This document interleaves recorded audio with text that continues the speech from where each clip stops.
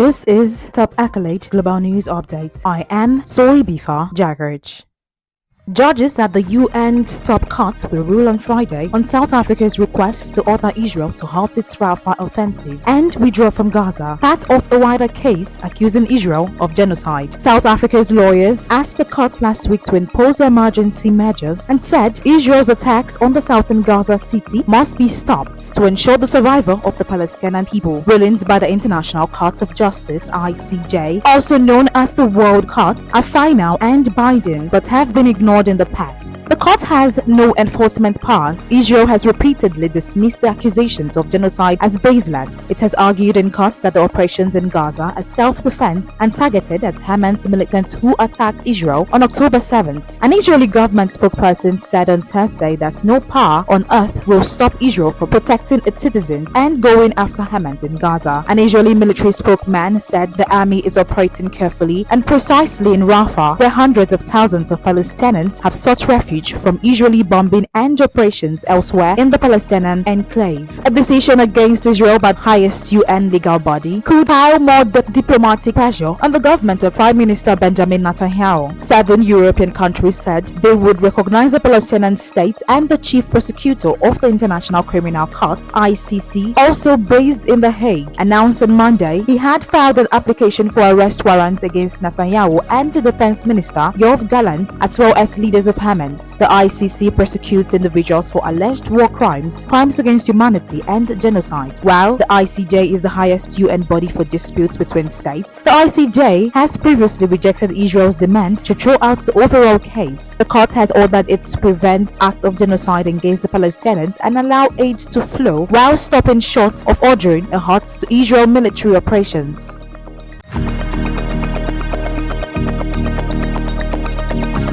Hundreds are feared dead after a massive landslide flattened dozens of homes and buried families alive in a remote village in northern Papua New Guinea. Early on Friday, a resident said more than 50 homes, many with people still asleep inside, were buried when the landslide hit Kaukalam village around 3 a.m. Villager Lingero said the death toll was nearly 300, among them his brother and cousin, he said. The Australian Broadcasting Corps and other local media reported that more than 100 people have been killed. One man who turned back to try to save his 2 children was buried along with his extended family, Roll said. Social media footage posted by Roll showed people clambering over rocks, uprooting trees and mounds of dead searching for survivors. Women can be heard weeping in the background. The village is in Enga province, about 600 kilometers, that is 370 miles north of the capital Port Moresby. Prime Minister James Marape said in a statement he had yet to be fully briefed, but the authorities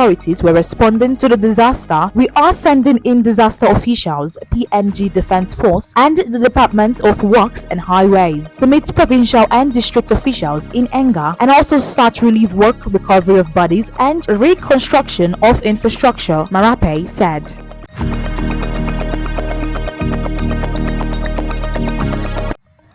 The extreme heat smothering much of Mexico has killed dozens of people across multiple states over recent weeks, the country's health ministry said in a report published with hotter temperatures forecast for coming days. Mexico has been reeling from high-pressure weather phenomenon known as a heat dome, which has trapped hot air over much of the country, creating record-breaking temperatures that have surpassed 45 degrees Celsius, that is 113 degrees Fahrenheit. In some places, heat-related causes killed 22 people between May 12 and 21, according to preliminary figures shared by Mexico's health ministry. The 10-day period overlapped with the second and third heat waves out of 5 forecasts for March to July by the country's top weather agencies. The third heat wave is ongoing. The new that brings the toll from the extreme temperatures to 48 since the hot season began on March 17th, mostly due to heat stroke and some of dehydration. At the same point in Mexico's hot season of 2022 and 2023, the health ministry had reported just 2 and 3 heat-related deaths respectively. Health ministry data also showed hundreds more people have survived heat stroke, sunburn, dehydration, and other heat-related conditions. Sweltering heat has exacerbated a nationwide drought and strained Mexico's power grid, with monkeys dropping dead from trees due to suspected dehydration. Imminent relief is not yet on the horizon, according to researchers at the National Autonomous University of Mexico. therefore, Mexico could experience its hottest temperatures on record in the next 10 to 15 days, the researchers said.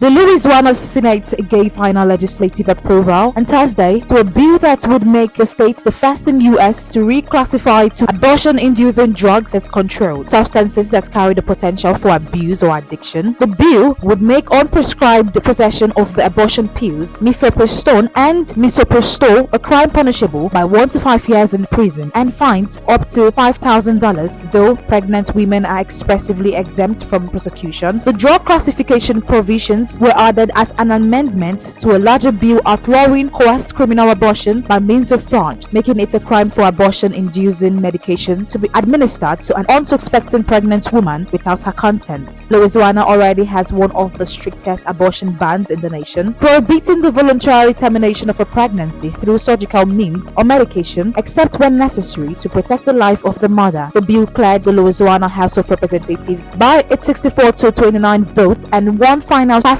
in the Senate. 29 to 7 Republicans control both chambers. The measure now goes to Governor Jeff Landry, a Republican who is expected to sign it. The legislation will redefine the two abortion pills under Louisiana law as Schedule IV drugs, a category of medications considered to carry a potential for abuse and dependency, such as Xanax, Valium, or Ambien. If enacted, the bill would make Louisiana the first state in the U.S. to classify abortion medications as controlled substances. Mifepristone and misoprostol taken together as a two-drug regimen that allows women to terminate a pregnancy at home accounts for more than half of all U.S. abortion.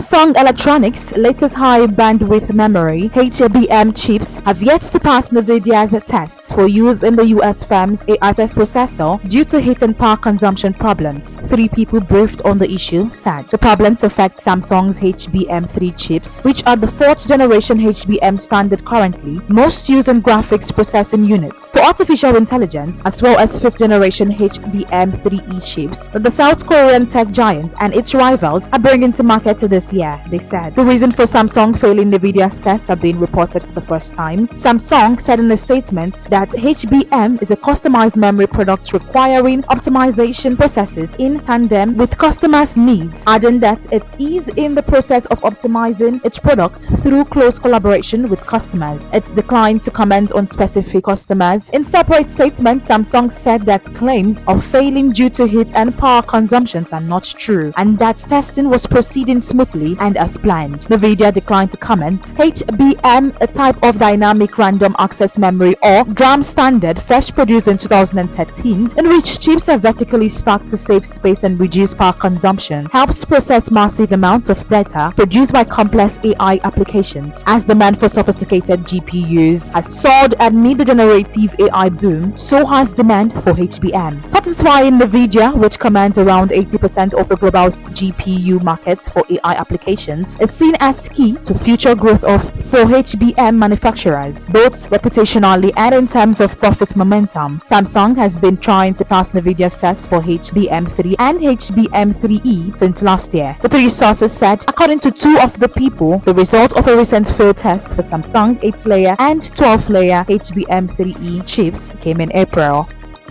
That is the size of top accolade global news updates. You can follow us on our social media platforms as displayed on your screen. Happy Friday.